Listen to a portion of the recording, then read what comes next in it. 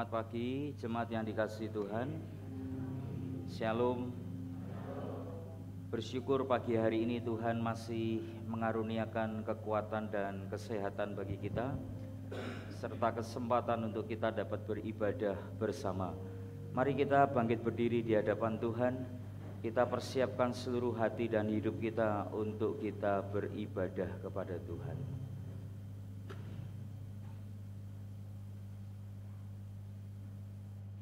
Jemaat yang dikasihi Tuhan, kita percaya bahwa ibadah kita pada pagi hari ini boleh jadi dengan satu pengakuan bahwa pertolongan kita datangnya dari Allah yang menciptakan langit dan bumi, Allah yang kaya dengan rahmat dan kasih setia, dan yang di dalam kesetiaannya Dia tidak pernah meninggalkan segala perbuatan tangannya. Kiranya anugerah dan kasih karunia-Nya boleh memimpin, menyertai dan memberkati saudara sekalian dalam ibadah dan pelayanan kita pada pagi hari ini. Amin. Jemaat dipersilahkan duduk kembali. Saya ucapkan selamat pagi, selamat datang dan selamat bergabung, baik jemaat yang pada pagi hari ini beribadah di gereja maupun yang beribadah secara online di rumah. 1 Timotius 6 ayat 10.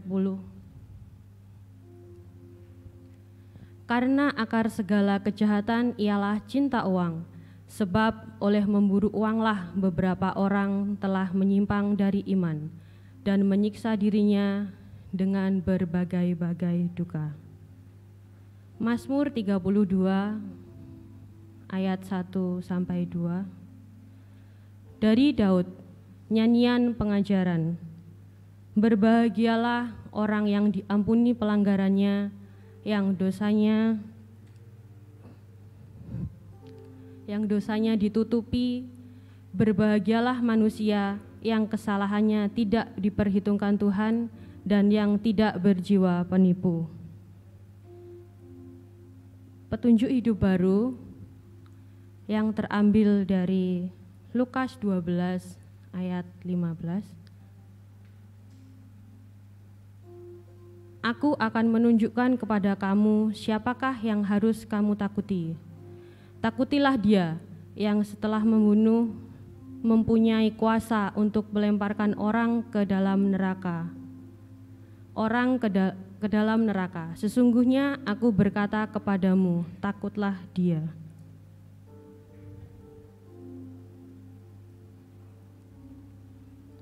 Bapak, Ibu, Saudara yang terkasih di dalam Tuhan, marilah kita persiapkan hati untuk mulai ibadah kita pada pagi hari ini. Seperti apapun keadaan kita mau mencintai Tuhan. Kita rindu untuk datang ke hadirat-Nya dengan segenap kerendahan hati kita. Kita naikkan pujian bagi Bapa kita yang duduk di tahta suci-Nya.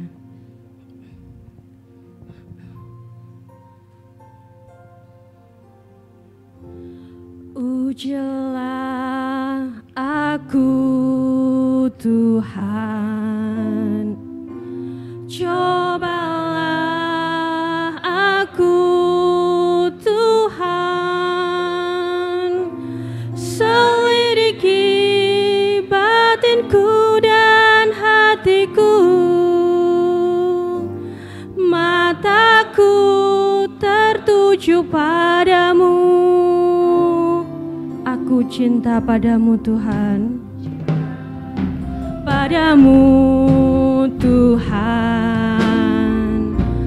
Aku rindu hadirat-Mu Tuhan. Aku ingin selalu dekat padamu, menikmati kehadiran-Mu.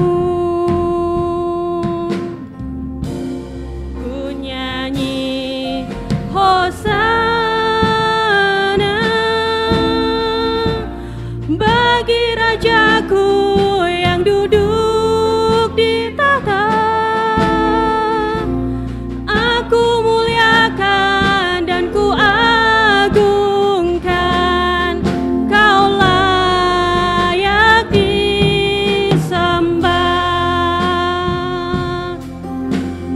pujikan sekali lagi dengan kesungguhan hati kita. Ujilah aku Tuhan, cobalah aku Tuhan, selidiki batinku dan hatiku, mataku tertuju padamu. Aku cinta padamu Tuhan, aku rindu hadirat-Mu Tuhan, aku ingin selalu dekat padamu, menikmati kehadiran-Mu. Ku nyanyi Hosana bagi Rajaku yang duduk di tahta. Aku muliakan dan ku agungkan, Kau layak disembah. Ku nyanyi Hosana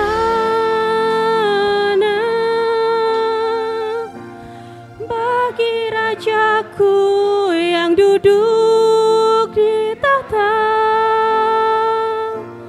Aku muliakan dan ku agungkan, Kau layak disembah. Ku nyanyi Hosana bagi Rajaku yang duduk di tahta. Aku muliakan dan ku agungkan, Kau layak disembah.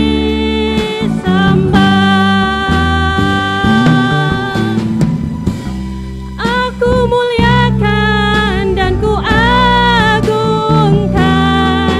Kau layak disembah. Kau layak disembah. Kau layak disembah.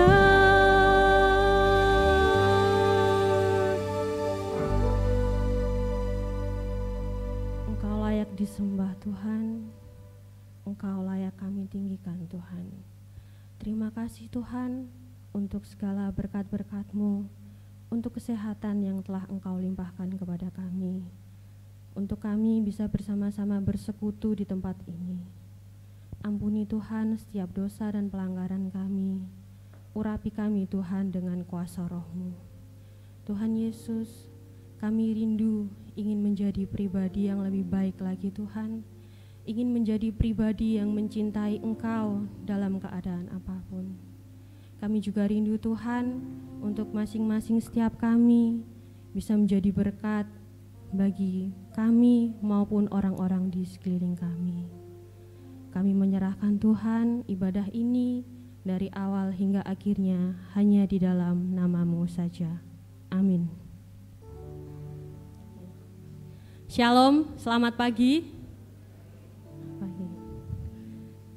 Kabar baik ya saudara-saudara? Baik, amin. Saya yakin dan percaya bahwa saudara datang ke tempat ini dengan hati yang penuh sukacita. Ada amin? Saya akan mengajak Bapak Ibu Saudara untuk memujikan sebuah lagu yang mungkin masih terdengar baru. Namun lagu ini memiliki makna bila ketika kita mengikut Tuhan, kita tidak hanya merasakan suka, namun kita juga sesekali terkoyak ketika kita harus memikul salibnya. Mungkin hari-hari belakangan ini terasa sesak ataupun buruk bagi kita. Namun ketika kita percaya berada di dalam Kristus Yesus, hari-hari Tuhan bisa menjadikan hari-hari kita menjadi baik. Saya undang jemaat untuk bangkit berdiri. Dengan penuh rasa syukur, mari kita nyanyikan bersama-sama.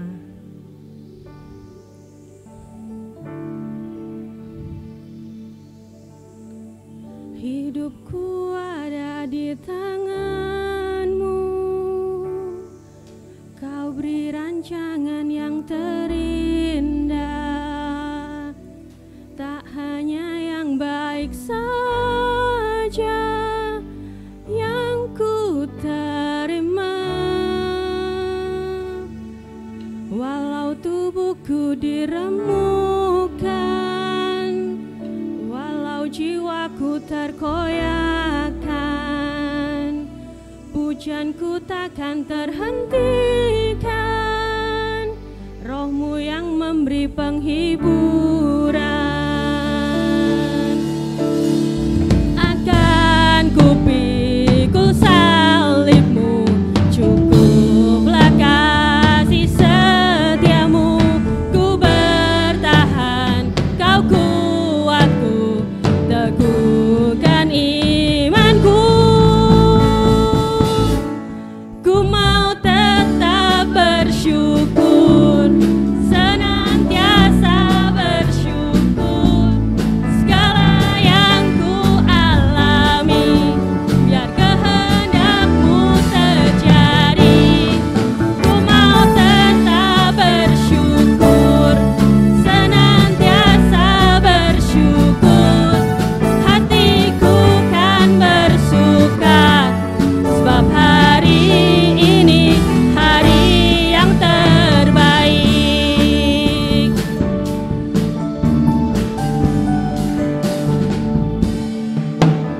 Akan ku pikul salib-Ku, cukuplah kasih setia-Mu, ku bertahan, Kau kuatku, teguhkan imanku.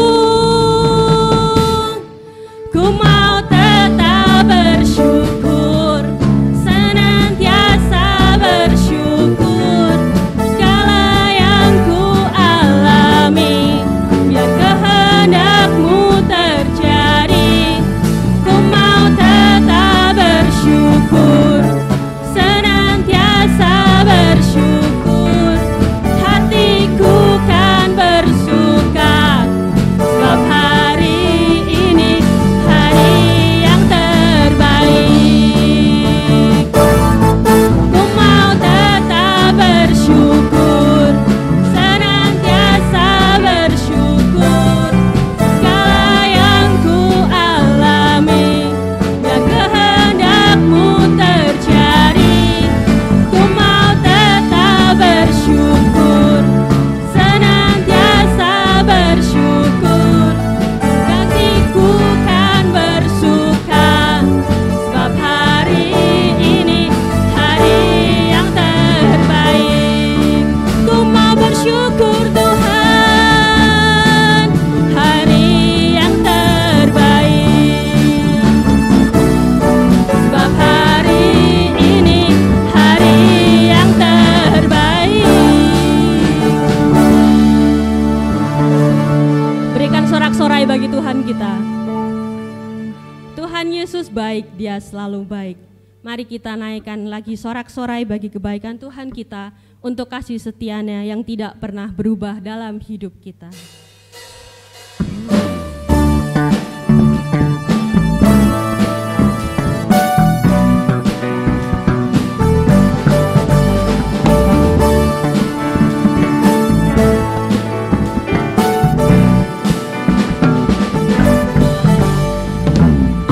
Dengan hati bersyukur masuk di hadirat-Mu, membawa pujian bagi-Mu Yesus.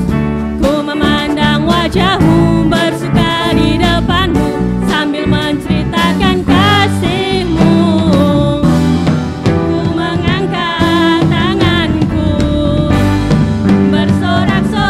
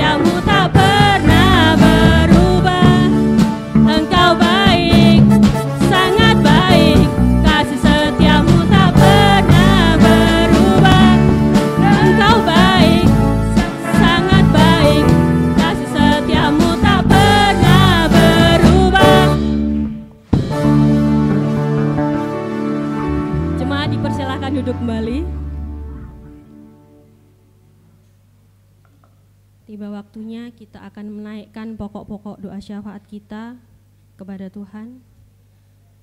Ketika kita dalam kesesakan, kita tidak boleh menyerah begitu saja. Ingatlah, bila kita memiliki Tuhan yang besar, Tuhan yang berjanji setia, dan Tuhan yang sanggup menggenapi setiap janji-janjinya. Dia tidak akan pernah kemana-mana selama kita ada di dalamnya.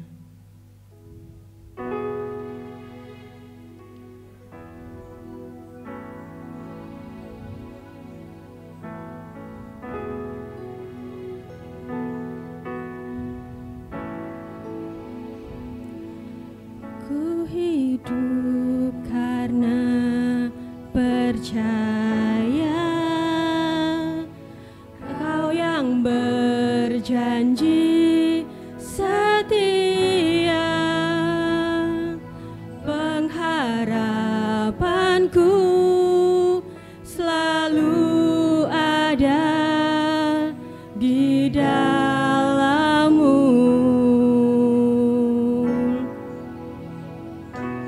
Ku tidak akan menyerah meski dalam kesesakan. Seluruh hidupku dalam genggaman-Mu.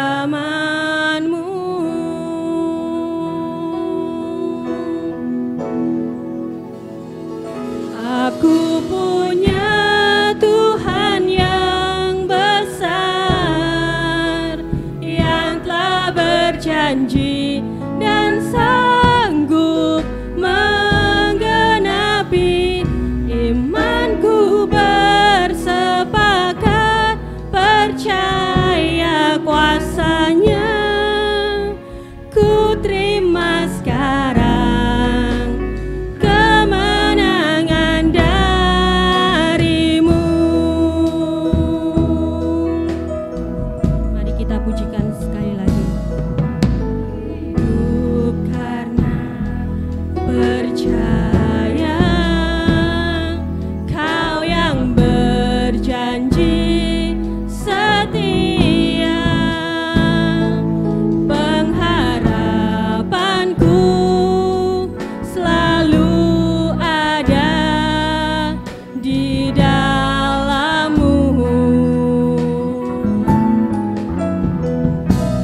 Ku tidak akan menyerah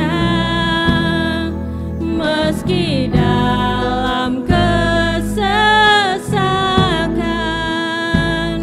Seluruh hidupku dalam genggaman-Mu.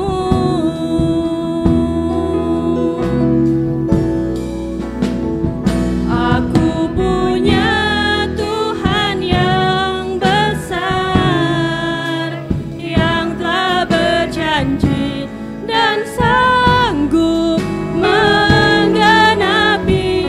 Imanku bersepakat percaya kuasa-Nya. Ku terima sekarang kemenangan dari-Mu.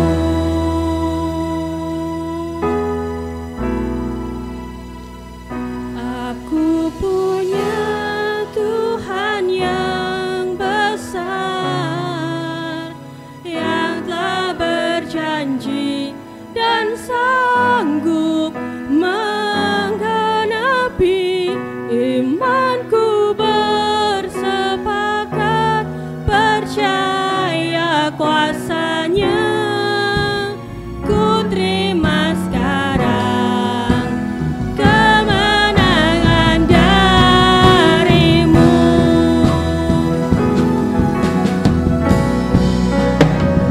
Aku punya Tuhan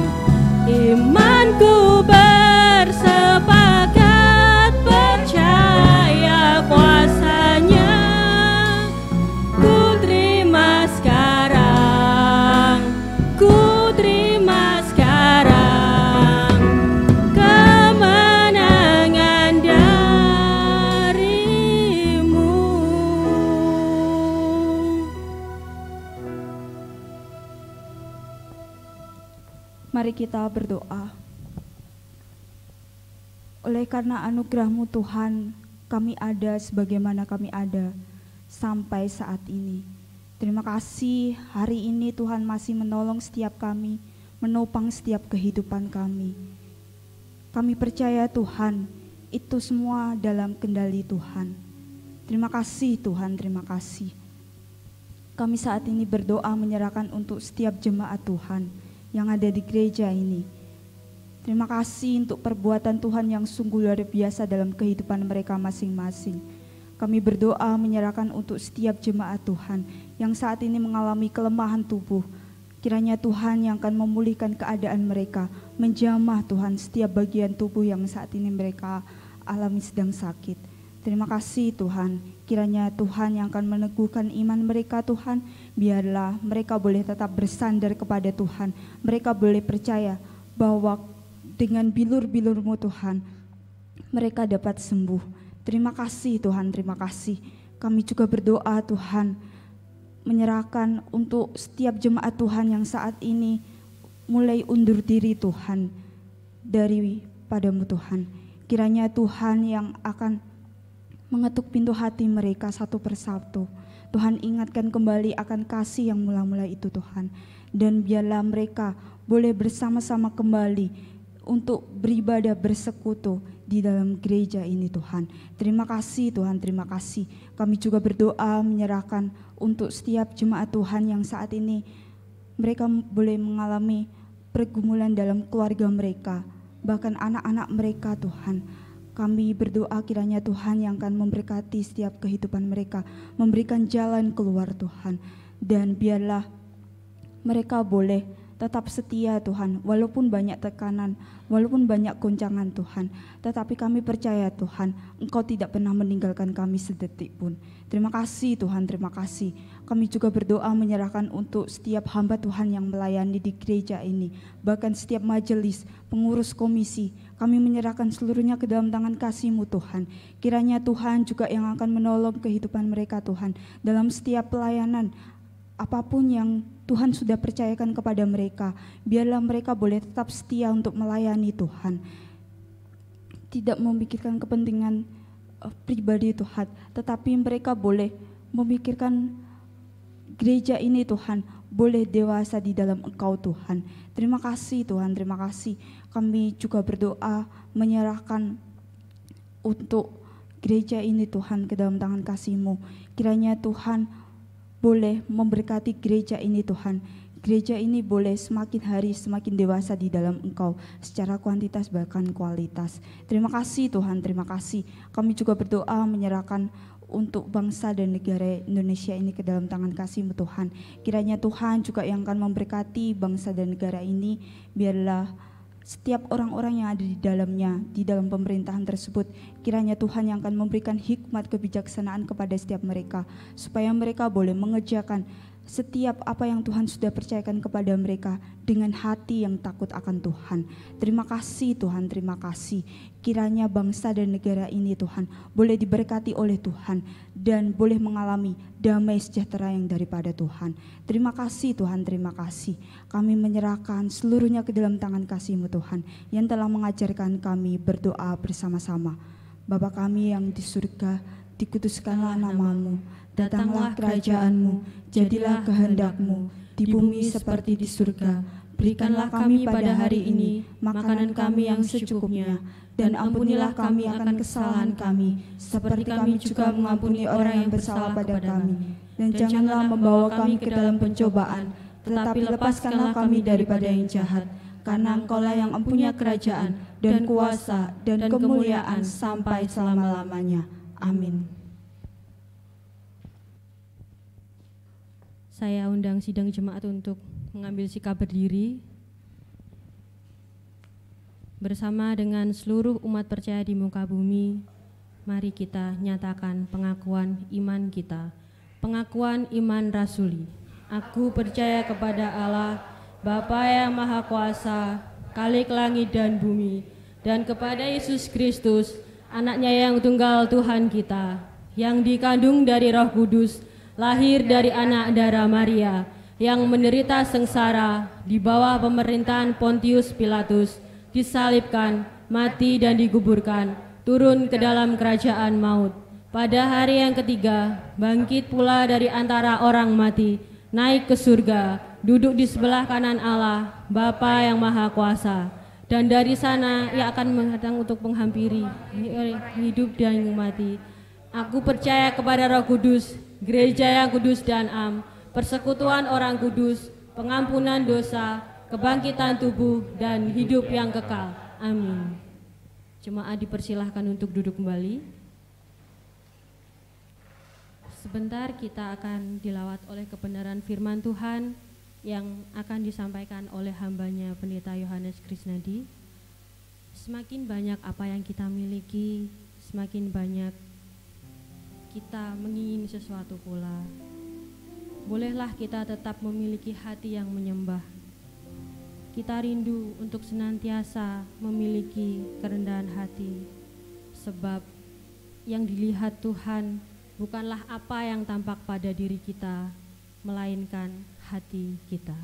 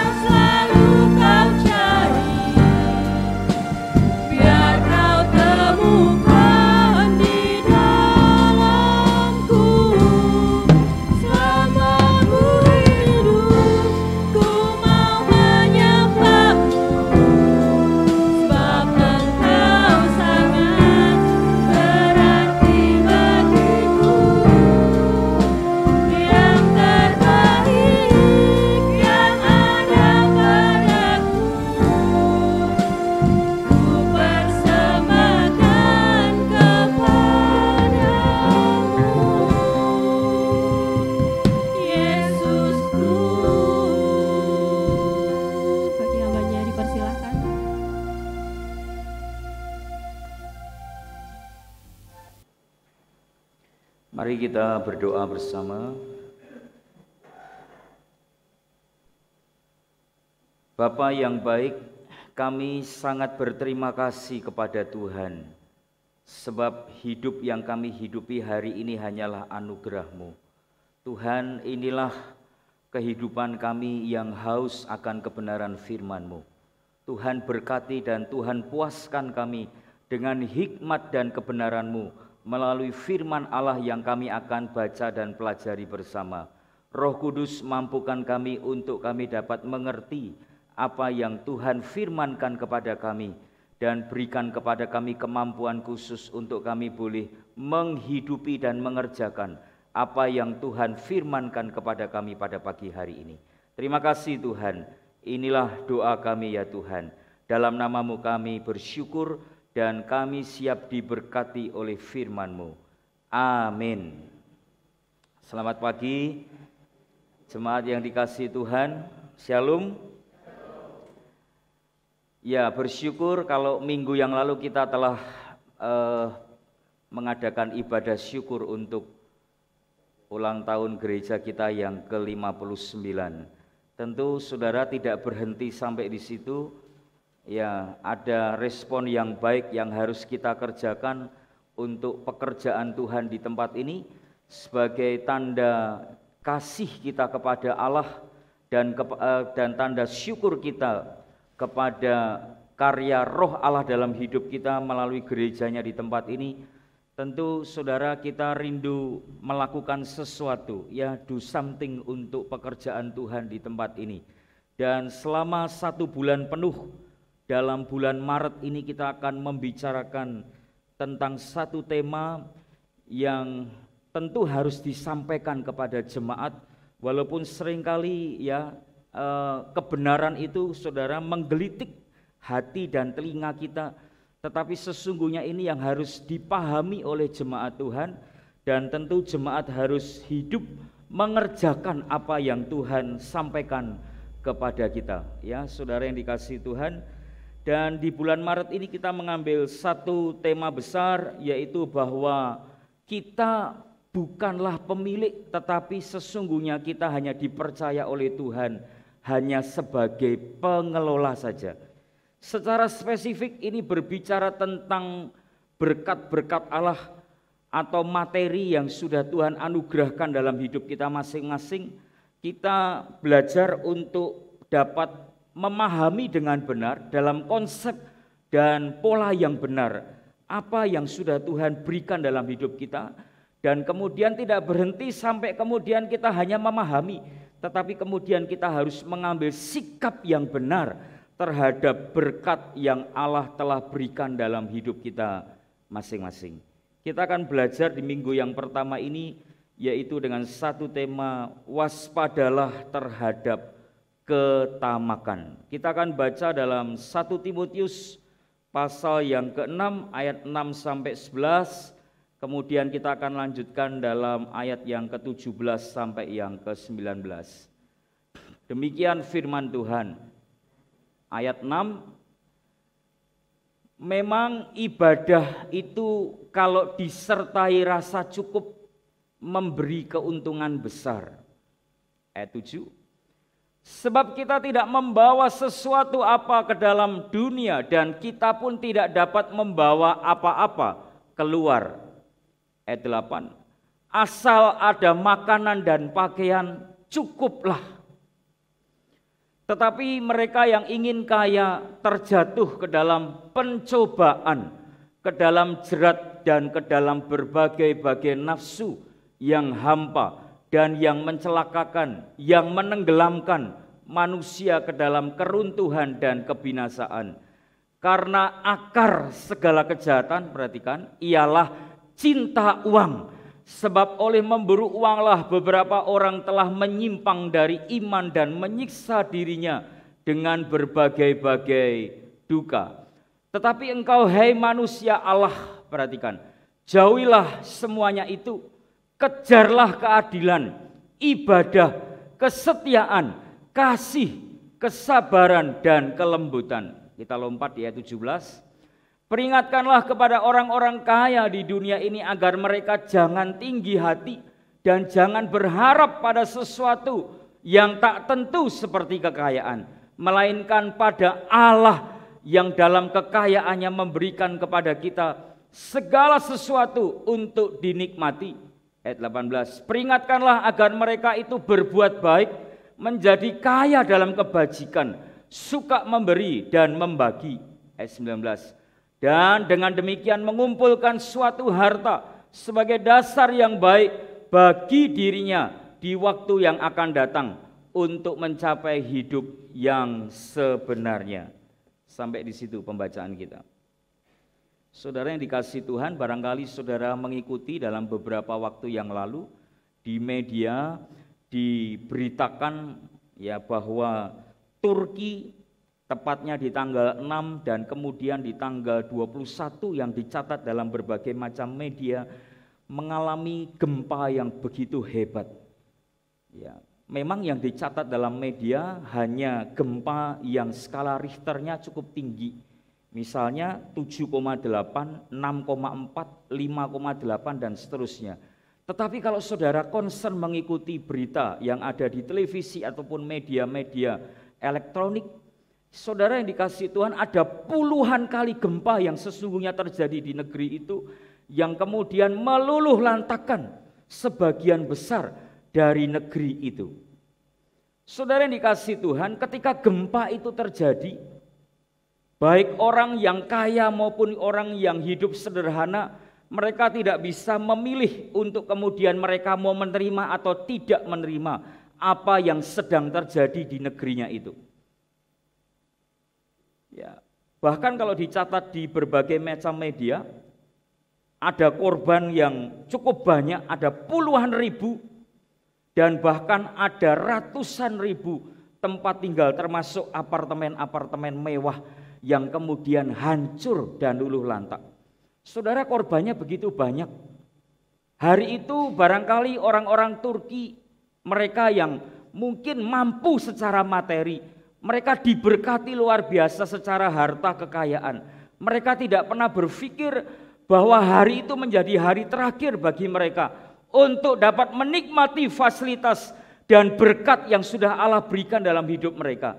Mereka tidak dapat memprediksi bahwa malam itu menjadi malam terakhir untuk mereka dapat berkumpul dengan sanak saudara mereka.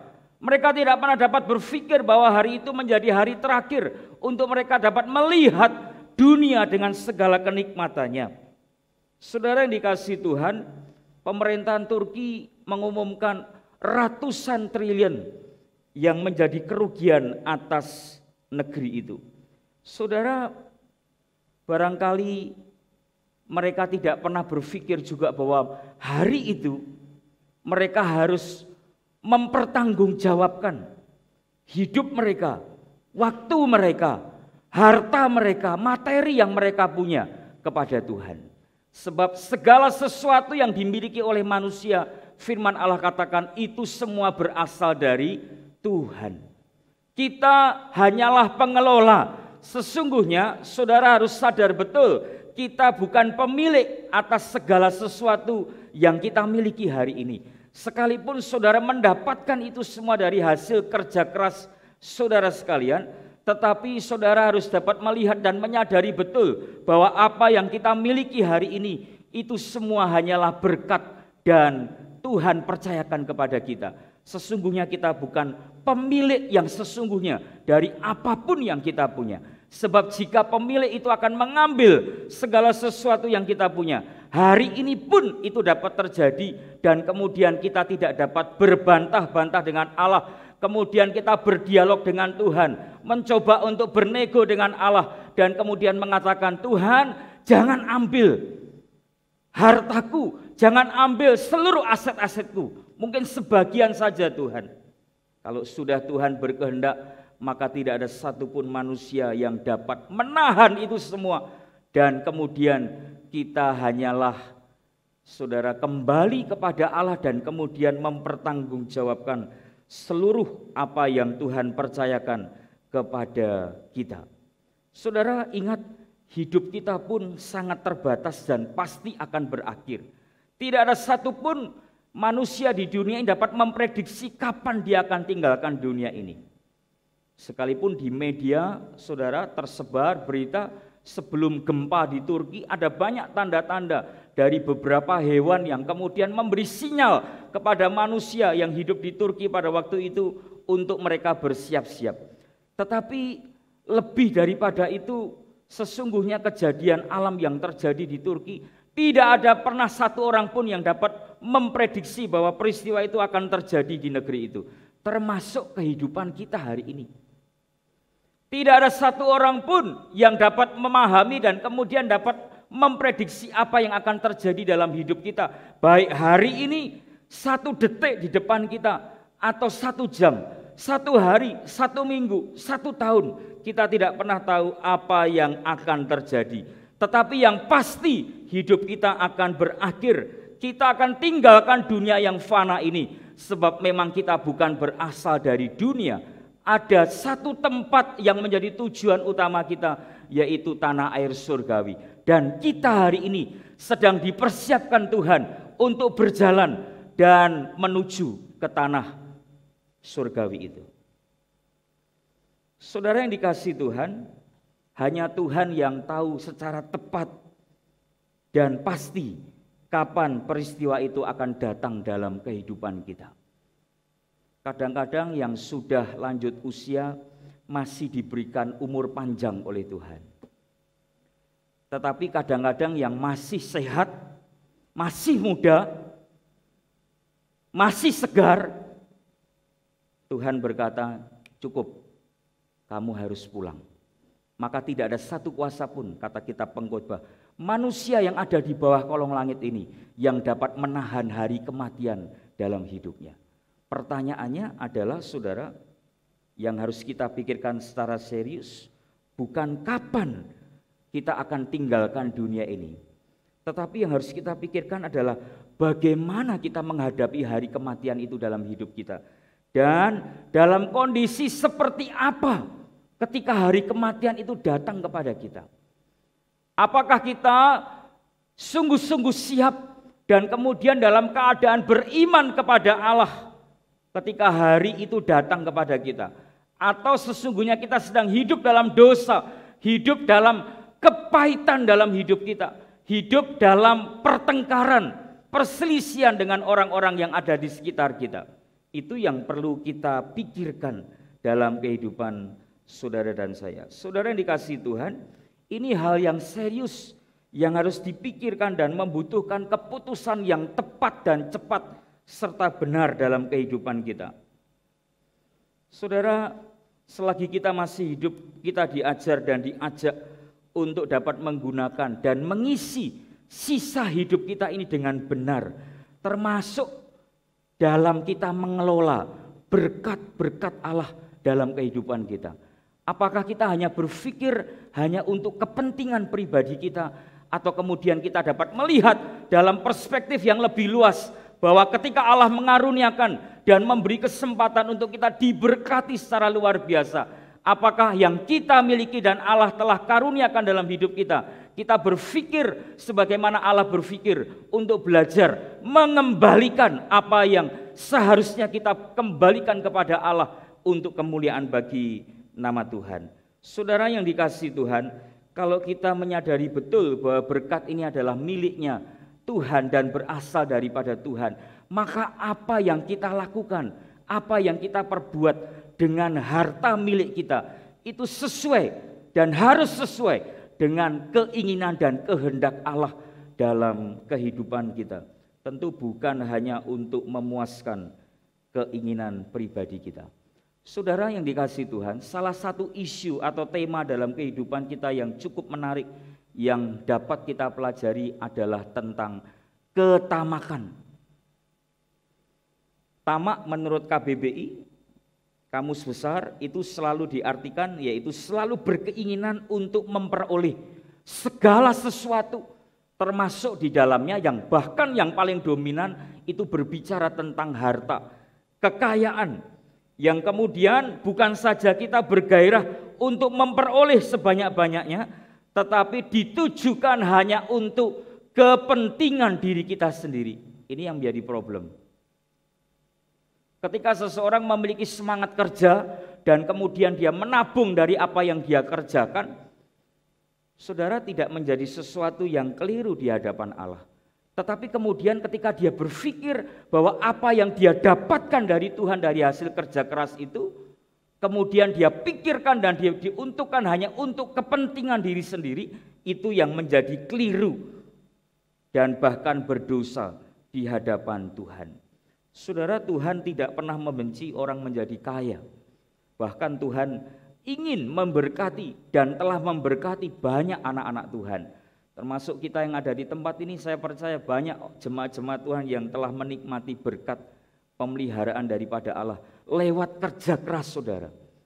Ya, kalau tidak kerja keras, dari mana orang bisa menikmati hasil kerja kerasnya? Tetapi saudara, ketika kita diberkati oleh Tuhan dan dilimpahi dengan banyak berkat oleh Tuhan, kiranya saudara tidak berpikir hanya untuk kepentingan diri kita sendiri. Toh satu hari kelak saudara harus tinggalkan itu semua. Dan kemudian kita harus menghadap Allah untuk mempertanggungjawabkan apa yang telah Allah karuniakan dalam hidup kita.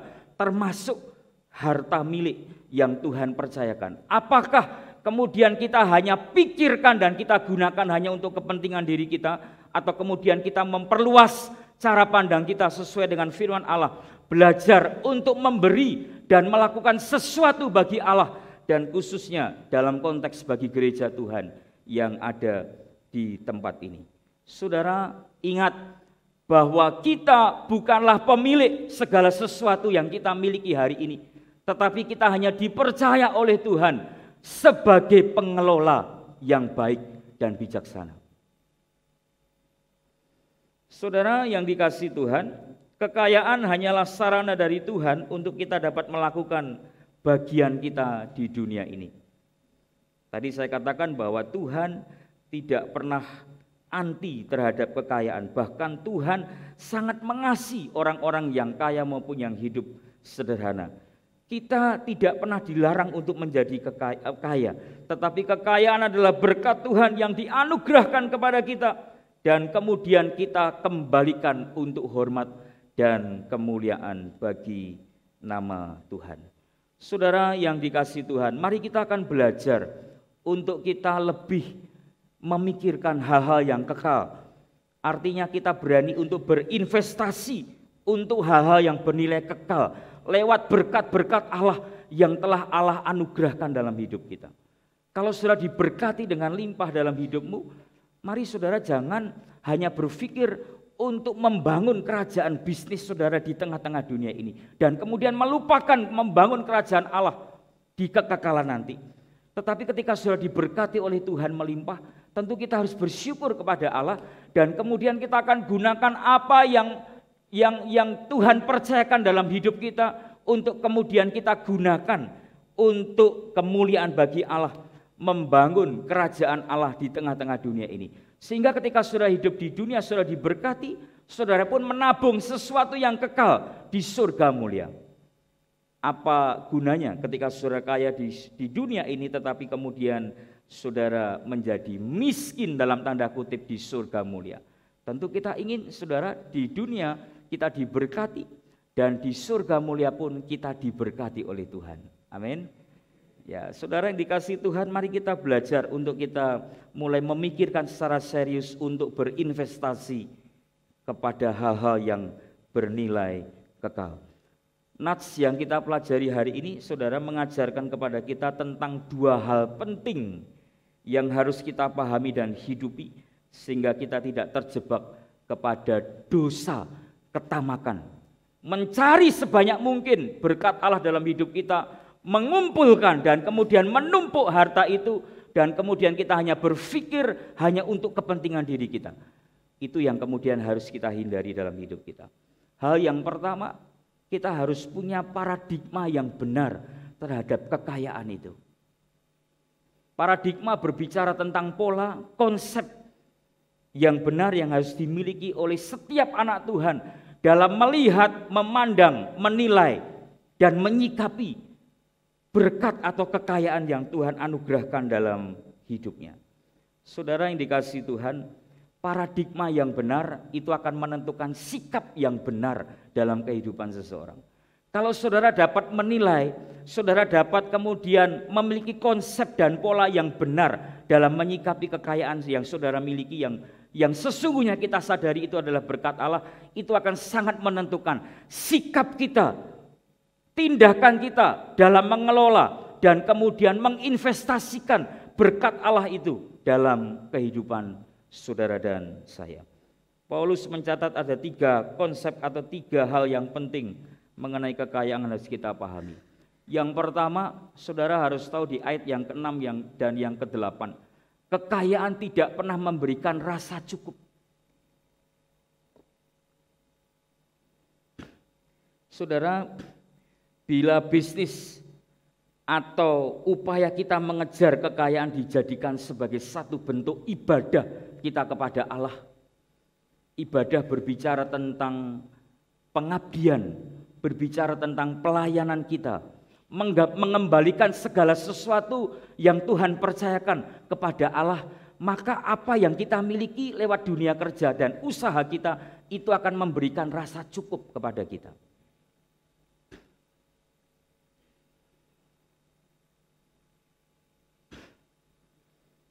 Dalam terjemahan bahasa aslinya, kata rasa cukup itu diterjemahkan dengan kata autar keias, yang berarti kepuasan batiniah. Saudara perhatikan kata batiniah itu, yang membuat seseorang menjadi sejahtera akan kekayaan finansial yang telah dimilikinya, sesuai dengan yang dimilikinya. Artinya ketika seseorang itu belajar bersyukur dengan apa yang dimiliki hari ini saudara, yang Tuhan percayakan, itu sebenarnya orang itu adalah orang yang memiliki rasa cukup, kaya di hadapan Allah. Sebab banyak orang yang sebenarnya asetnya sudah begitu banyak, tetapi dia tidak pernah merasa cukup. Sebenarnya dia miskin di hadapan Allah. Orang yang kaya di hadapan Allah adalah orang yang merasa cukup dengan berkat-berkat Allah yang sudah Tuhan percayakan dalam hidupnya. Tidak ada sifat untuk kemudian tamak, mencari sesuatu sebanyak-banyaknya, mengumpulkan dan kemudian menimbun untuk kepentingan diri sendiri, dan tidak pernah berpikir untuk kepentingan Allah, dan tidak pernah merasa cukup dalam hidupnya. Sesungguhnya orang yang begini adalah bukan orang yang kaya. Orang yang kaya adalah orang yang dapat berkata dan berani menyatakan diri bahwa aku cukup, terima kasih Tuhan untuk berkat-Mu hari ini. Saudara yang dikasihi oleh Tuhan, Paulus pun pernah menyampaikan konsep rasa cukup itu dalam Filipi 4 ayat yang ke-11. Dia pernah berkata demikian, "Kukatakan ini bukanlah karena kekurangan, sebab aku telah belajar mencukupkan diri dalam segala keadaan." Kalau kemudian kita berani jujur dan kemudian Paulus pun terbuka kepada saudara dan saya, hari ketika dia sedang menuliskan surat itu pun keadaan ekonominya barangkali tidak sebaik saudara. Tetapi dia dapat melihat providensia Allah dalam hidupnya, pemeliharaan Allah dalam hidupnya itu cukup. Setiap kali dia makan, dia dapat menikmati makanan. Setiap kali dia ingin berpakaian, Tuhan memberikan pakaian yang cukup bagi dia. Setiap kali dia ingin berpergian untuk memberitakan Injil, Allah sudah mengatur segala sesuatu yang dia butuhkan, sehingga dia tidak pernah merasa kekurangan apapun untuk kepentingan dia melayani Tuhan. Kalau saudara tanya apakah Paulus punya tabungan yang banyak di dalam hidupnya, saya kira tidak. Sebab dia hidup dari hari ke hari bersama dengan Tuhan. Sampai kemudian dia harus membuat tenda, bekerja untuk menghidupi pelayanan yang dia kerjakan untuk Allah, sebagai bukti dan realisasi rasa cintanya dan kasihnya kepada Allah. Saudara yang dikasihi Tuhan, rasa cukup yang demikian itulah yang kemudian harus ada dalam hidup kita. Tadi saya katakan banyak orang yang sesungguhnya memiliki harta kekayaan yang luar biasa, tetapi dia masih belum merasa kaya, sebab tidak ada rasa cukup. Autar keias, rasa cukup dalam hatinya, ini yang penting saudara. Kekayaan batiniah itu berbicara tentang rasa cukup, rasa syukur yang dia dapat nikmati dan ucapkan kepada Allah atas apa yang Tuhan percayakan dalam hidupnya. Jadi kalau hari ini saudara merasa bersyukur atas apa yang Tuhan anugerahkan dalam hidupmu, saudara kaya. Amin. Tetapi jika hari ini saudara masih punya ambisi, sekalipun saudara sudah diberkati dengan melimpah, dan kemudian saudara tidak mengarahkan pandangan saudara kepada siapapun, fokus hanya untuk diri saudara sendiri, saudara kasihan di hadapan Tuhan. Hidupmu akan jatuh ke dalam berbagai-bagai kedukaan, pencobaan, dan bahkan imanmu dapat melenceng hanya gara-gara saudara mengejar kekayaan yang bersifat fana itu. Saudara, Yesus Kristus pun pernah mengajarkan konsep rasa cukup dalam doa Bapa kami. Kalau saudara baca dalam Injil Matius pasal yang ke-6 ayat 11. Saudara, dari apa yang disampaikan oleh Tuhan ini pun sebenarnya menjadi satu penegasan bahwa rasa cukup itu bukan berasal dari kekayaan materi yang kita miliki, melainkan berasal dari dalam hati atas segala sesuatu yang telah Tuhan percayakan dalam hidup kita, yang kemudian kita dapat syukuri dalam kehidupan kita. Itu yang kemudian dapat membuat kita memiliki rasa cukup di hadapan Tuhan. Kekayaan yang sejati bukan terletak kepada kekayaan materi, tetapi terletak kepada kekayaan hati, batiniah yang selalu dapat mengucap syukur kepada Tuhan. Yang kedua, kekayaan itu tidak kekal. Ayat 7, sebab kita tidak membawa apa-apa atau tidak membawa sesuatu apapun ke dalam dunia ini, dan ketika kita pulang keluar, kita pun tidak membawa apa-apa. Saudara, lahir ada yang membawa berlian? Ada? Saudara buka mata aja dibantu oleh tenaga medis. Saudara bisa nangis saja harus dipukul pantatnya supaya saudara menangis. Bagaimana mungkin saudara akan membawa berlian dalam hidupmu? Kita telanjang. Datang ke tengah-tengah dunia tidak membawa apapun. Begitu juga ketika kita pulang. Walaupun keluarga saudara memberikan sangu, yaitu berlian. Kira-kira dibawa enggak nanti berlian itu ke surga mulia? Dibawa enggak? Enggak, saudara. Malah banyak orang ngincar, wah ada berlian nih. Tunggu aja. Sepi nanti malam kita gali lagi. Memberi makan orang-orang yang seperti itu. Saudara sekalian, firman Allah katakan sebab kita tidak pernah membawa apapun ketika kita hadir di tengah-tengah dunia ini. Begitu juga ketika kita pulang nanti kita tidak akan membawa apapun dalam hidup kita. Kita harus bertanggung jawab di hadapan Allah atas sisa hidup yang kita hidupi hari ini, dan bahkan apapun yang kita punya yang sudah Tuhan berikan dalam hidup kita. Waktumu, hidupmu, rumah tanggamu, harta kekayaanmu, pekerjaanmu, semua harus dipertanggungjawabkan kepada Allah. Semua, saudara.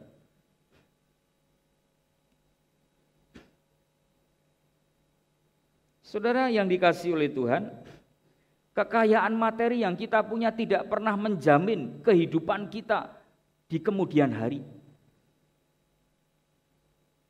Tidak ada kebenaran yang mencatat setiap orang yang memiliki kekayaan yang melimpah dijamin akan memiliki free pass untuk kemudian masuk ke surga mulia. Tidak ada, saudara. Bahkan firman Allah, saudara, seperti memberikan pengertian yang sungsang kepada kita. Saudara perhatikan di Injil Matius pasal 19 ayat 23 sampai 24. Yesus pernah berkata begini, aku berkata kepadamu, sesungguhnya, perhatikan, sukar sekali bagi seorang kaya untuk masuk ke dalam kerajaan surga. Sekali lagi aku berkata kepadamu, lebih mudah seekor unta masuk melalui lubang jarum daripada seorang kaya masuk ke dalam kerajaan Allah. Wah, kok begini, Pak? Saudara, Tuhan tidak pernah mengatakan bahwa orang kaya tidak akan pernah masuk surga. Jangan salah paham sehingga paham saudara menjadi sesat. Tuhan tidak pernah mengatakan bahwa orang kaya pasti tidak masuk surga, bukan loh. Tetapi dikatakan dalam firman itu orang kaya lebih sulit masuk surga. Mengapa sulit? Bukan karena ya segala sesuatu, tetapi saudara, kekayaannya itu seringkali mengikat hatinya dan membuat dia lebih cinta terhadap apa yang dia miliki dibandingkan dia cinta kepada Tuhan dan firman-Nya. Dalam bagian firman Tuhan yang lain dikatakan, saudara, di mana hartamu berada, disitulah hatimu berada. Sekali lagi, Tuhan tidak pernah anti dengan orang kaya. Bahkan saudara, Tuhan ingin memberkati saudara dan saya. Kita pun semua yang di sini ingin kaya. Siapa yang tidak ingin kaya di sini? Berarti saudara masih normal semua. Siapa yang ingin kaya, diberkati Tuhan? Loh, kok tidak ada? Siapa yang ingin diberkati? Wah, gitu dong, saudara. Tuhan tidak pernah anti dengan orang kaya. Bahkan saudara bekerja keras, saudara diberkati oleh Tuhan, dan kemudian saudara dapat do something, melakukan sesuatu bagi Allah. Tentu dalam wadah yang benar, yaitu gereja Tuhan yang ada di tempat ini. Saudara yang dikasihi oleh Tuhan, yang ketiga, kekayaan itu rentan dengan dosa, ayat 9 sampai yang ke-10. Saudara, teks ini memberikan sekaligus menyatakan dengan tegas, gamblang, ya, bahwa sering manusia beranggapan dengan berlimpah materi, berlimpah harta kekayaan, menjadikan dirinya auto atau secara otomatis bahagia. Enggak, saudara. Tenang permanen, enggak. Saudara perhatikan dalam urutan firman Allah yang dipaparkan dalam ayat 9 dan 10 itu. Bermula dari ingin mengejar kekayaan. Kalau saudara perhatikan di ayat 9 dan 10 ya. Kemudian akibatnya dia rentan dengan dosa.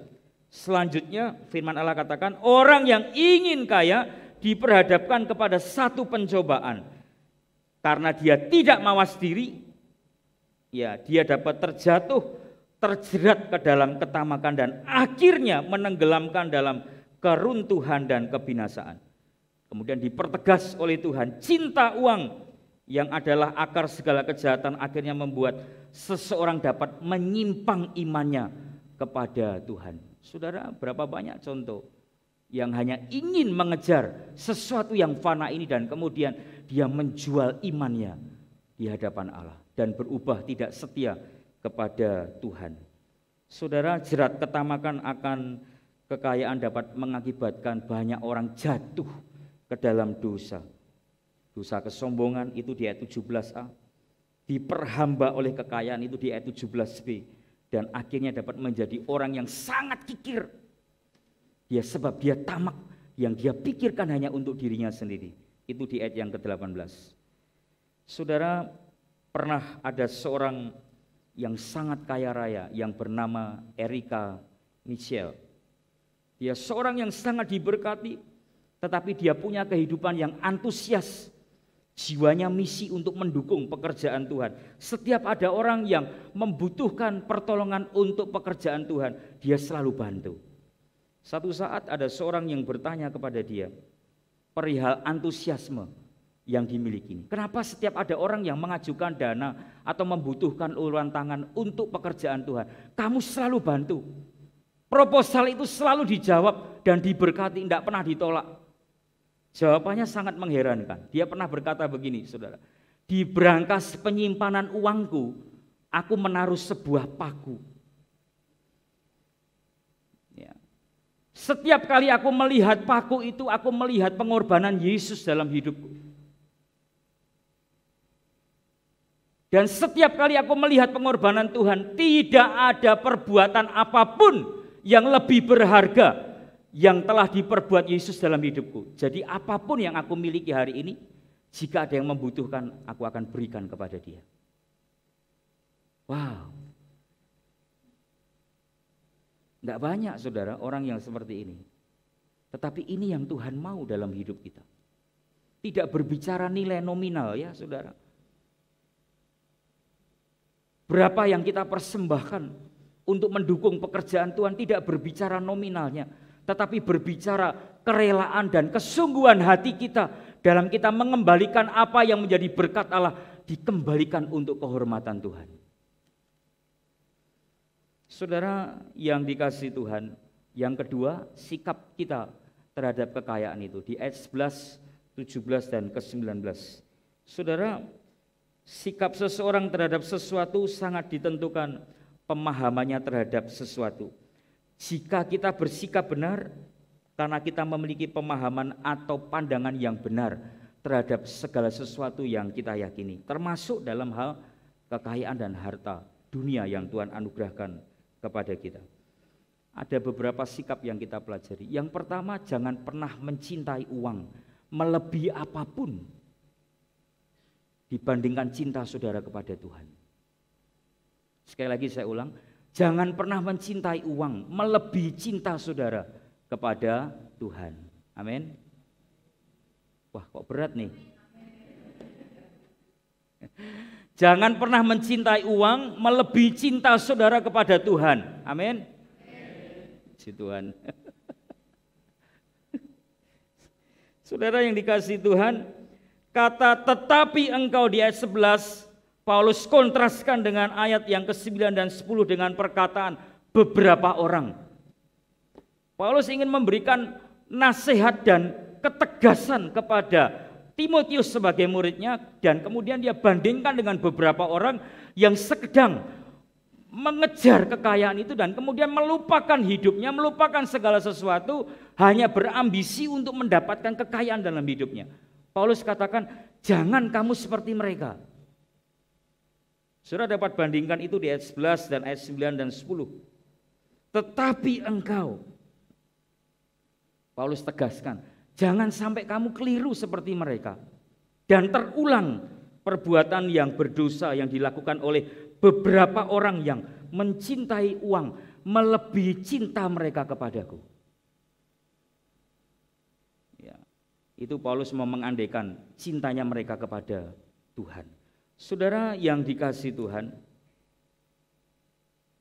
cinta kita terhadap uang yang melebihi cinta kita kepada Tuhan akan melahirkan dosa ketamakan.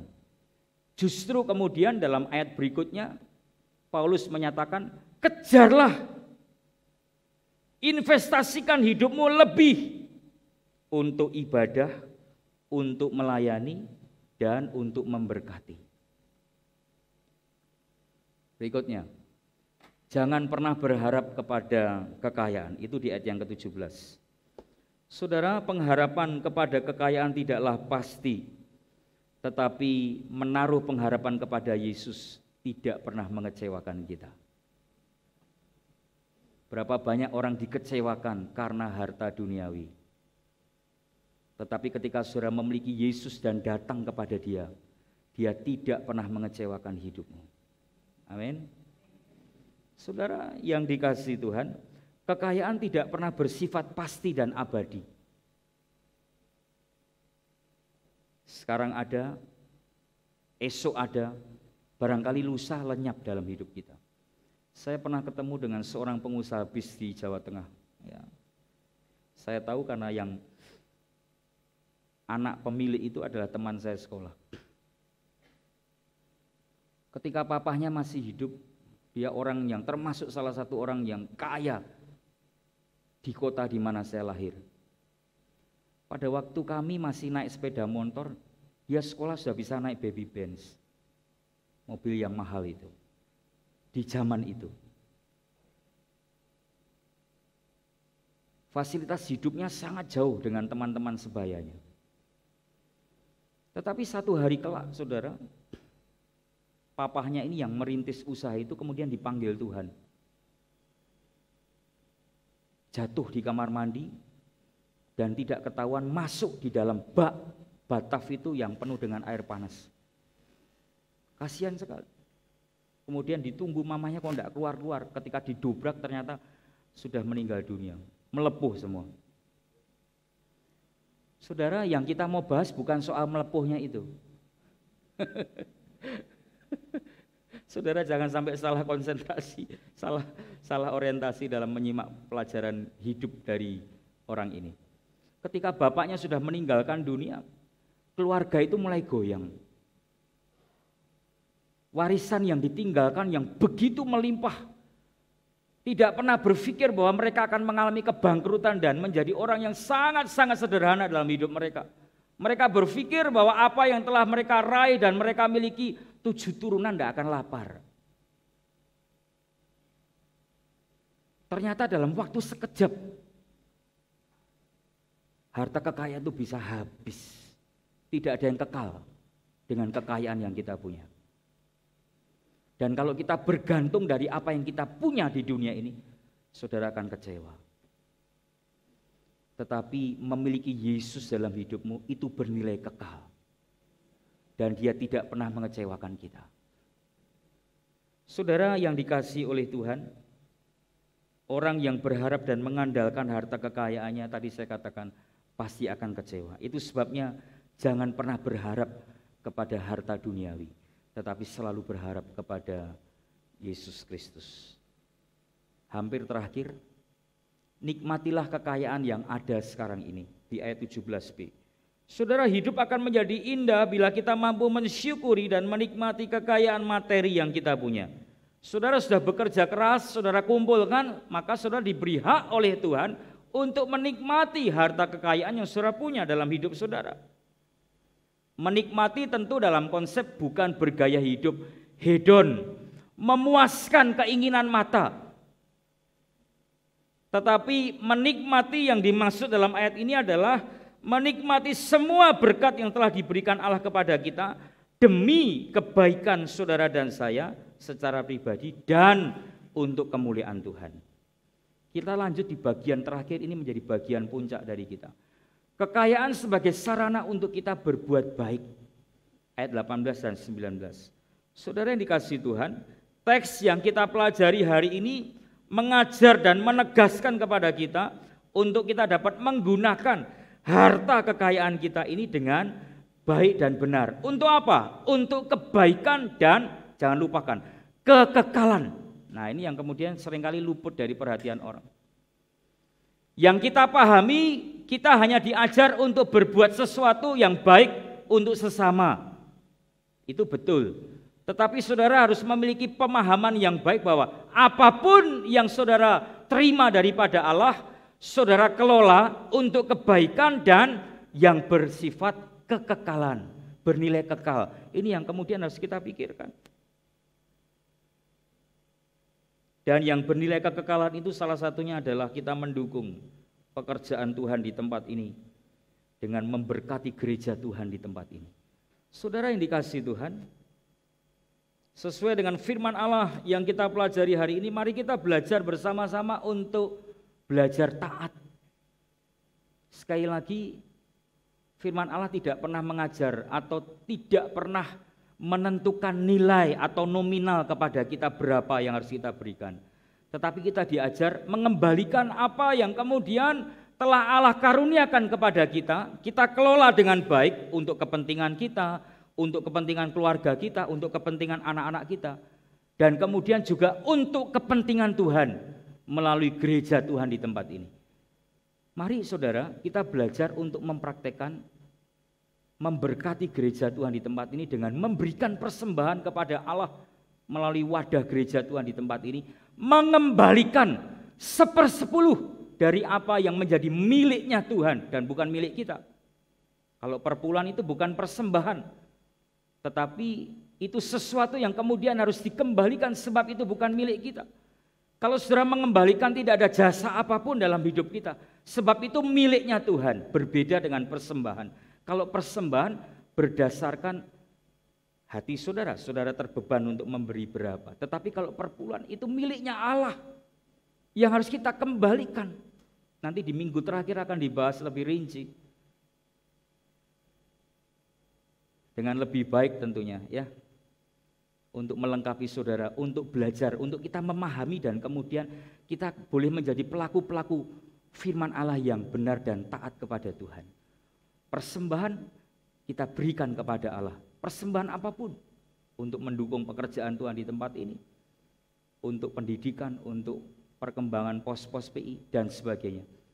Tetapi perpuluhan kita kembalikan memang itu miliknya Allah, sesuai dengan yang diajarkan Tuhan dalam hidup kita. Ingat, saudara sekalian, kita bukanlah pemilik, tetapi kita adalah pengelola. Saya akan akhiri dengan etika ekonomi dari John Wesley. Dia pernah berkata begini, Anda harus meraih semuanya semampu yang Anda mampu raih. Gain all you can. Dan apa yang telah Anda raih itu harus saudara simpan sebanyak-banyaknya. Save all you can. Tapi jangan berhenti sampai di situ, kata John Wesley. Anda pun harus belajar untuk memberi sebanyak-banyaknya juga. Give all you can.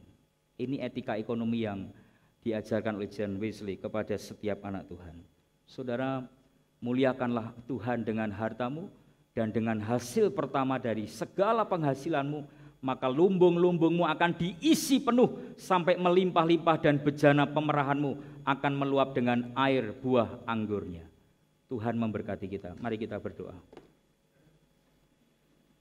Terima kasih Tuhan untuk hari ini kami boleh diberkati dengan firman-Mu. Tuhan, ampuni kami jika selama ini kami kurang memahami apa yang Tuhan firmankan kepada kami, apa yang Tuhan kehendaki dalam hidup kami. Tetapi pagi hari ini kiranya firman Allah ini bukan saja mengajar, firman Allah yang telah mengoreksi kami terima dengan ucapan syukur, dan kami ingin berubah Tuhan.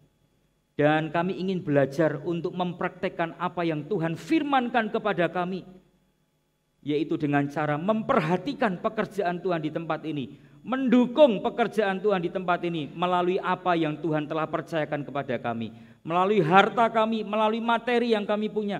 Kami mau dukung pekerjaan Tuhan di tempat ini, sehingga gereja Tuhan di tempat ini tidak harus mengalami kekurangan, tetapi gereja ini dilimpahi dengan berkat Allah. Dengan demikian pekerjaan Tuhan akan terus berjalan dengan baik, dan bahkan kami dapat mengembangkan misi Allah penginjilan dan upaya-upaya yang lain yang dapat kami kerjakan, baik dalam dunia pelayanan melalui gereja ini maupun dunia pendidikan dan pengembangan pos PI dan yang lainnya. Tuhan berkati kami, khususnya bagi gerejamu di tempat ini. Kiranya firman Allah ini Tuhan meteraikan dalam hidup jemaat-Mu, dan mampukan untuk jemaat-Mu melakukan dalam hidup mereka dengan penuh ucapan syukur kepada Tuhan. Dalam nama-Mu Tuhan kami berdoa dan kami mengucapkan syukur. Amin. Tuhan berkati kita.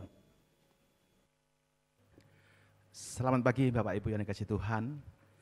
Warta di pagi hari ini kami ucapkan terima kasih atas pelayanan Bapak Pendeta.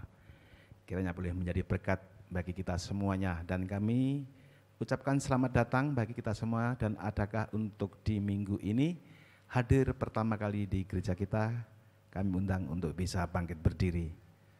Selanjutnya adalah sekolah TK dan SD Anugerah menerima pendaftaran siswa baru. Mari Bapak Ibu yang memiliki anak cucu atau kerabat di usia sekolah bisa mendaftarkan di sekolah TK SD Anugerah Tulungagung. Berikutnya adalah jadwal kegiatan di minggu ini dari persekutuan doa pagi, persekutuan komisi dewasa muda, ibadah sekolah minggu, persekutuan komisi remaja pemuda, midweek service, berlangsung sebagaimana jadwal biasanya, dan latihan paduan suara untuk memperingati Jumat Agung dilaksanakan pada pukul 9 pagi.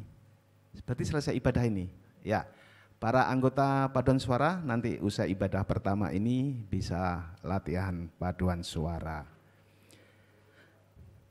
Selamat ulang tahun kepada Ibu Miming Marena, Saudara Martinus Ongkowijoyo, Ibu Kwik Iin atau Ibu Sri Wulan, Bapak Suryanto Wijaya atau Bapak Wong Diamyung. Ini dua nama yang sama orang ini, Pak. Ya, kemudian Saudara Senta Kusuma ada Ibu Sandra Dewi, ada Saudari Ellen Mulyono, Ibu Catherine Wulandari, ada Ibu Olingsia dan Bapak Bintoro Mulya. Selamat hari ulang tahun. Adakah nama-nama ini yang ada di pagi hari ini? Mari bangkit berdiri.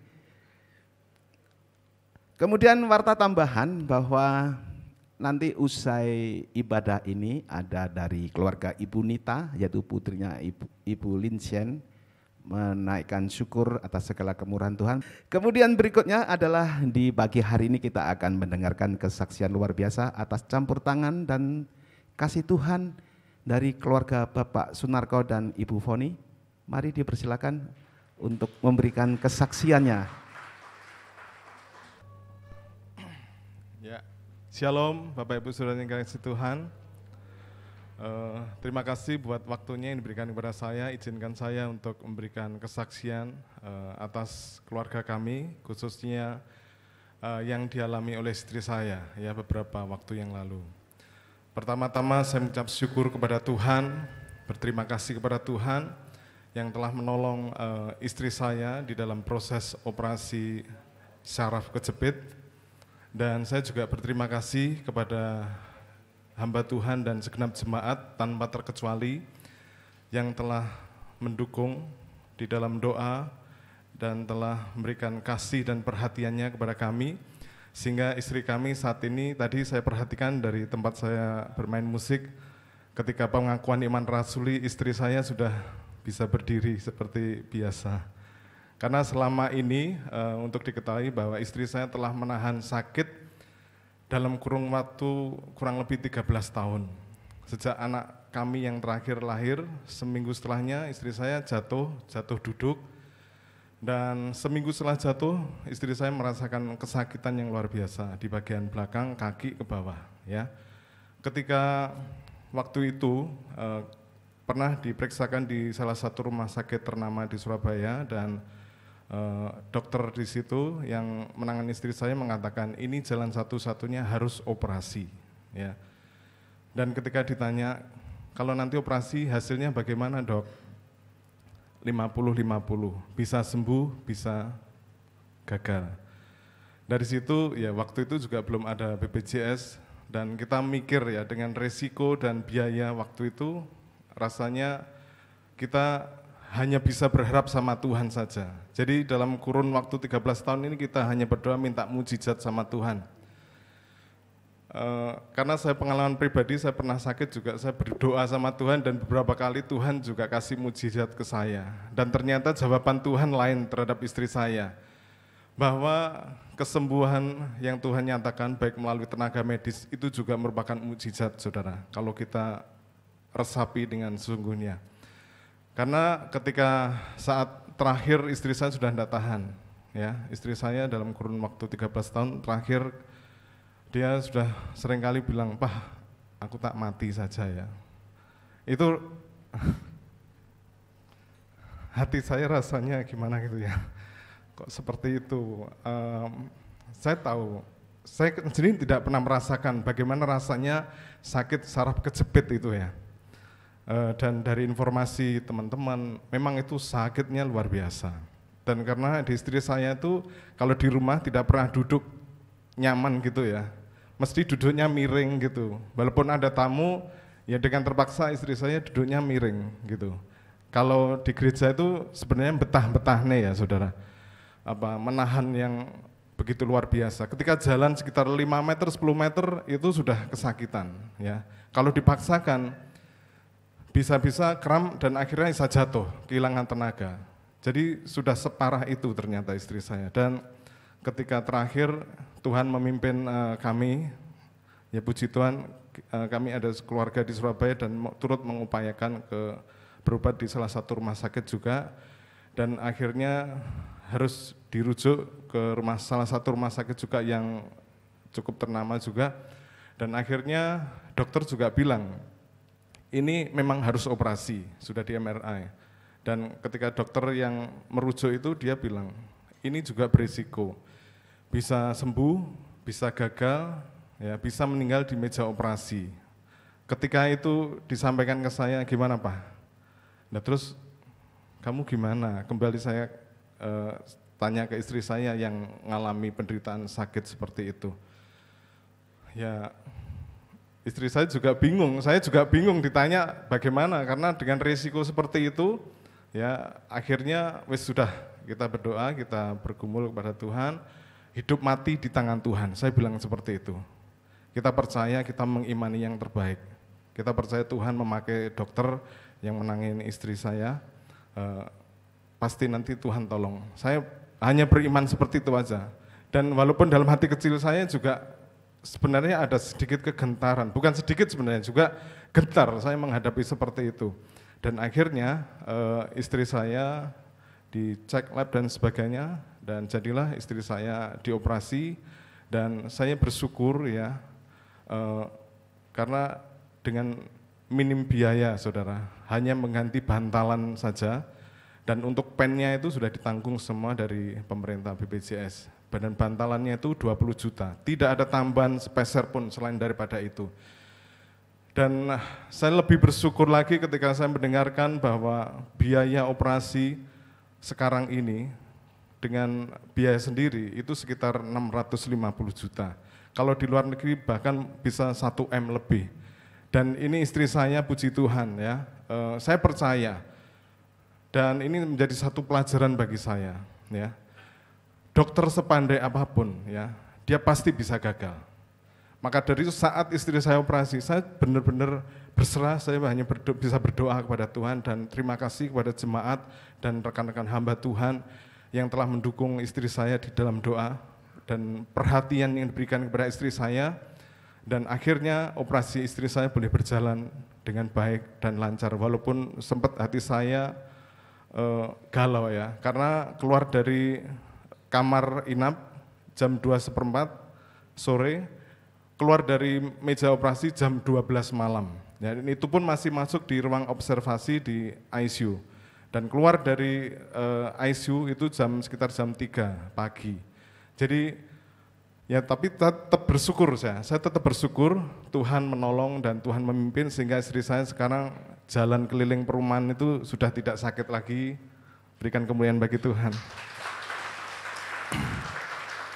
Dan usut punya usut, ternyata istri saya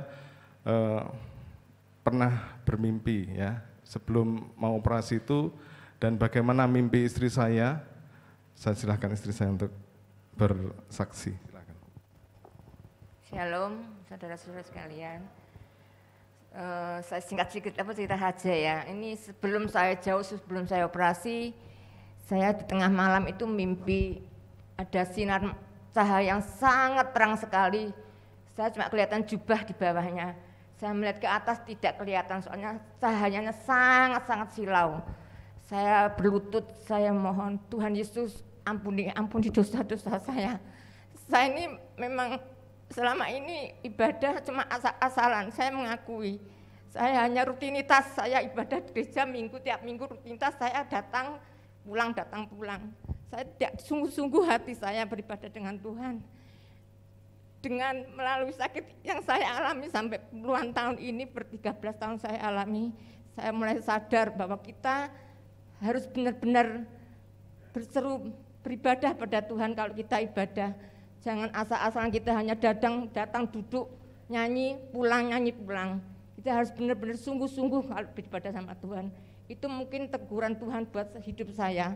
Mulai saat itu saya mulai sadar bahwa kita hanya bisa bersandar, berserah, bersyukur, berharap hanya kepada Tuhan yang menolong hidup saya. Terima kasih.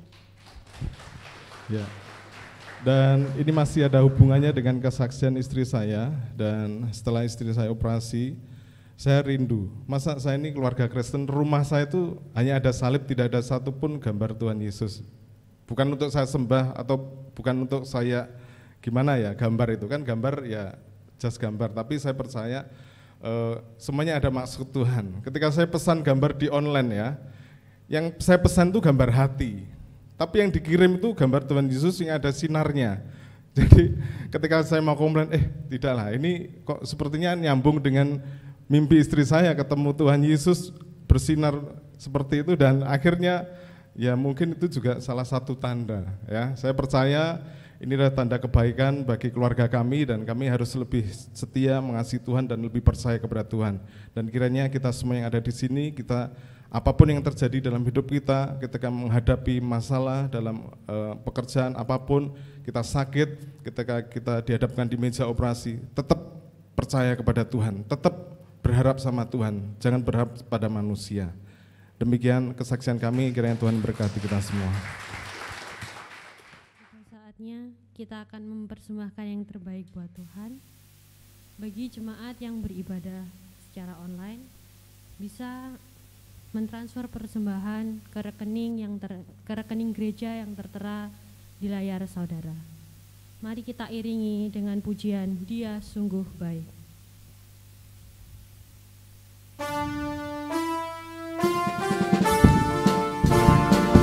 Bagi yang bertugas dipersilakan.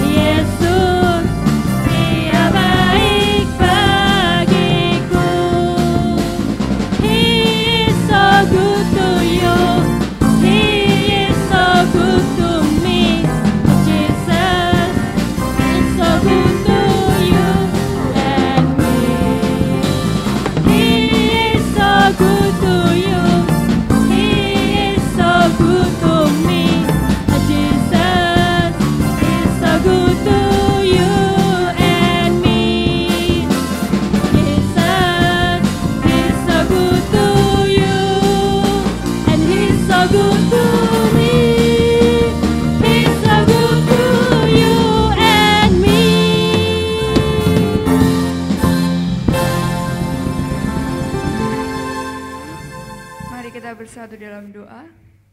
Tuhan Yesus, kami bersyukur Tuhan atas kasih penyertaan-Mu sepanjang ibadah kami dari awal hingga saat ini.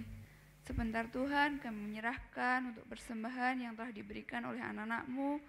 Ya Tuhan, sucikan dan kuduskan persembahan ini, sehingga boleh berguna bagi pelayanan-Mu dan pelebaran kerajaan-Mu di tempat ini. Tuhan, memberkati setiap tangan-tangan yang telah memberi, memberkati setiap pekerjaan dan usaha mereka, hanya Engkau memberkati ya Tuhan. Terima kasih ya Tuhan, kami juga berdoa untuk hamba-Mu yang mengelola persembahan ini, kami berikan hikmat, kebijaksanaan bagi mereka, dan mereka boleh melakukan tugas dan tanggung jawabnya dengan penuh tanggung jawab. Terima kasih ya Tuhan Yesus, persembahan ini kami serahkan ke dalam tangan kuasa-Mu. Di dalam nama Tuhan Yesus kami sudah berdoa. Amin. Kita akan mengakhiri ibadah kita pada pagi hari ini. Doa penutup dan doa berkat akan disampaikan oleh hambanya Pendeta Yohanes Krisnadi. Mari kita pujikan doksologi.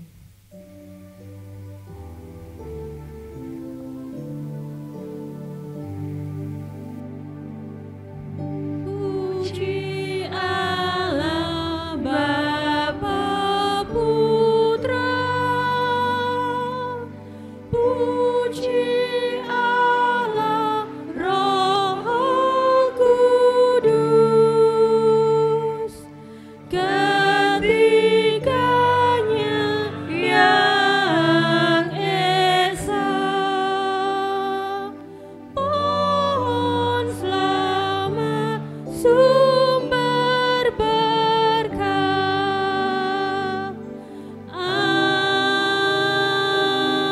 Amin.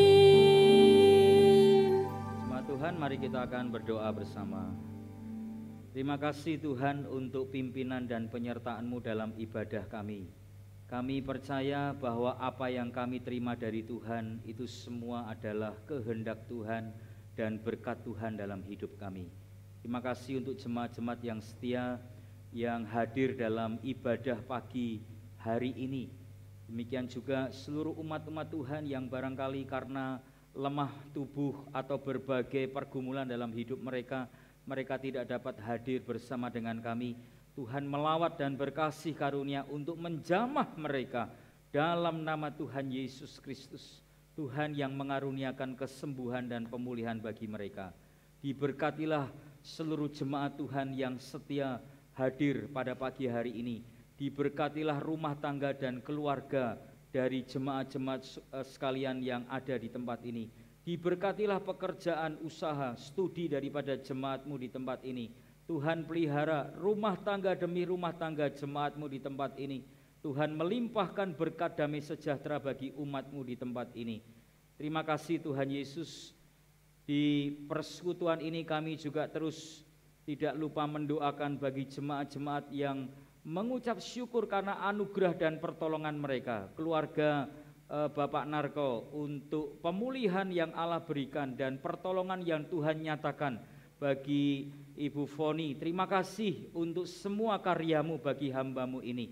Kiranya pemulihan dan pertolongan yang Allah berikan dalam hidup hamba-Mu terus menolong keluarga ini untuk lebih mencintai Tuhan dalam hidup mereka. Mereka boleh memberikan sisa hidup mereka untuk melayani dan menyenangkan hati-Mu lewat pekerjaan Tuhan di tempat ini.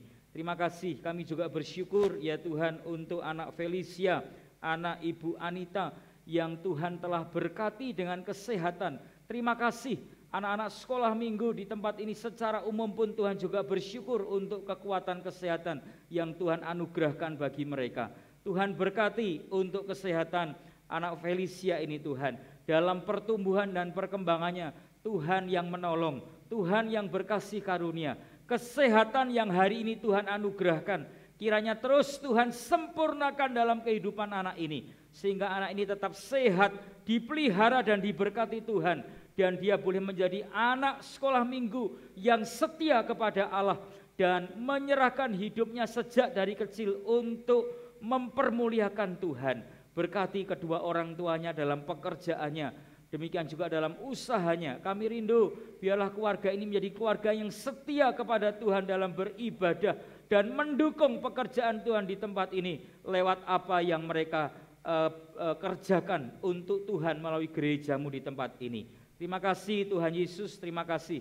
Kami menyerahkan jika sebentar kami akan mengakhiri ibadah dan kami akan pulang ke rumah masing-masing. Kami mohon penyertaan, perlindungan dan berkat yang daripada Tuhan. Jemaat dikasih Tuhan, arahkan hatimu kepada Tuhan, pulanglah dan terimalah berkat yang daripada Tuhan. Kiranya berkat damai sejahtera dari Allah Tritunggal boleh memimpin, menyertai dan memberkati hidup saudara mulai saat pagi hari ini sampai selama-lamanya. Amin. Amin. Amin.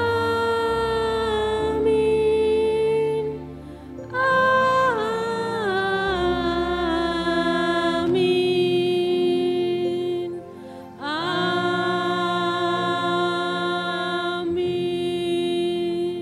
Jemaat dipersilakan duduk kembali. Silakan mengambil saat teduh. Selamat hari Minggu, Tuhan Yesus memberkati.